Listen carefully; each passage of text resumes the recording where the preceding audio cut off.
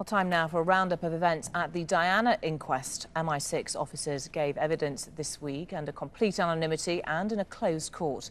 While the hearing heard how the crash which killed the princess could have been a scare tactic that went too far. Martin Gregory, the author of Diana, The Last Days, reports on the week's events at the Diana Inquest. It was Spy Week at the inquests.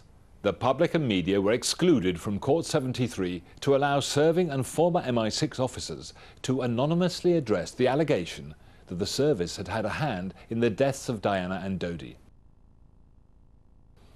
First up was a female MI6 officer, known only to us as X. She was the point of contact for the British police investigating the crash. For a limited period, she had had what's known in MI6 as God's access. Usually only available to the top 3 officers in MI6, it allows complete access to the service's database. The Met team gave her an exhaustive search list, but she found no indication that MI6 was behind the crash.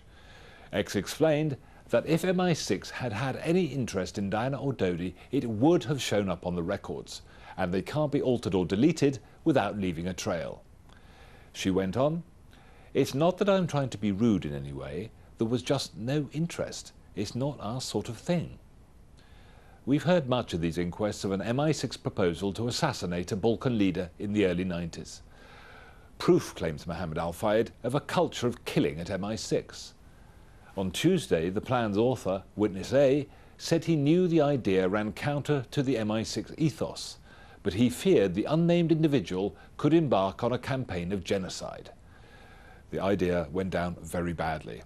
In his words, "The service had blown a tiny fuse and told me to drop the whole thing." On Thursday, A's manager, Witness H, clearly recalled his reaction to seeing the plan.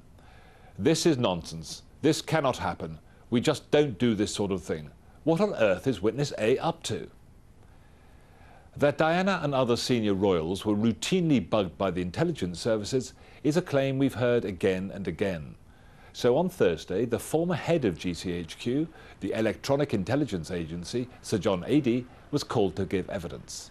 He said it would have required a warrant signed by the Foreign Secretary and that it was not within the scope of GCHQ to bug the royal family. We're nearing the end of the evidence stage of the inquest.